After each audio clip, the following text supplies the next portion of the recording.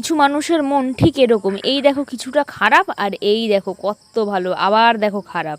তো যাই হোক, আমরা বেরিয়ে পড়লাম একটু মাঝ গঙ্গায় ঘোরাঘুরি করতে, সৌন্দর্য উপভোগ করতে।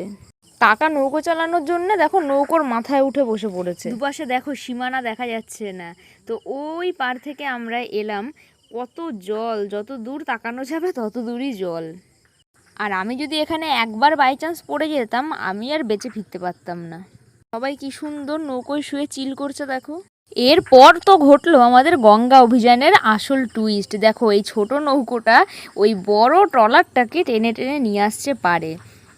আমার খারাপ লাগানো উচিত, কিন্তু এই ঘটনাটা দেখে আমি কিছুতেই না হেসে থাকতে পারছিলাম। দেখো দুর্ঘটনা তো আর বলে কয়ে আসে না, কিন্তু একবার ঘটে গেলে তার থেকে বেরোনোর উপায়ও ভগবান ঠিক জোগাড় করে দেয়। ওই বড় ট্রলারটাও আসছিল এই ট্রলারটাকে নিতে, কিন্তু তার আগে ছোট ট্রলারটা ম্যানেজ করে নিয়েছিল।